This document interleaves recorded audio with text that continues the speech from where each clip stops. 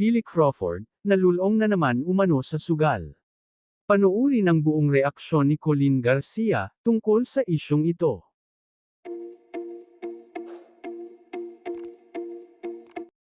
Walang kaalam-alam ang TV host actress na si Colleen Garcia, na kalat na pala ang kanyang mister na si Billy Crawford sa social media.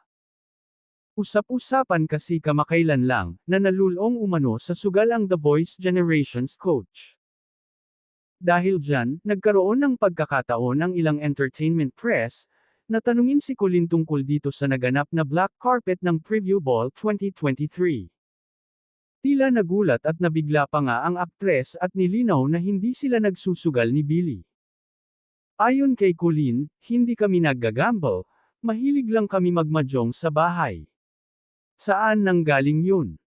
Nabanggit din niya na matagal ng bisyo-free si Billy Crawford, kaya proud na proud siya sa mister na nagtagumpay sa paglaban sa mga bisyo, partikular na ang drinking problem nito.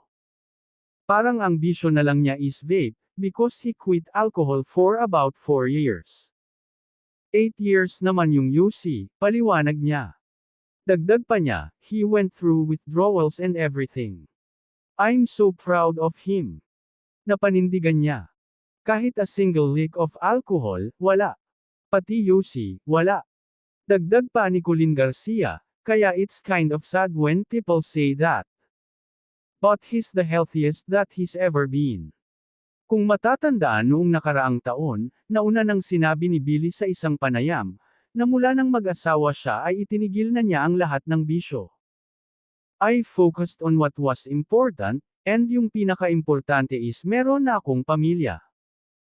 I have to put my best foot forward, sabi ng TV host. Ani pa ni Billy, it really changed kasi before, I used to do everything just for myself. But now it has to be for my wife and my son. Matatanda ang taong 2018, nang ikinasal sa Balesin Island ang dalawa, at biniyayaan ng anak na lalaki na si Amari noong 2020.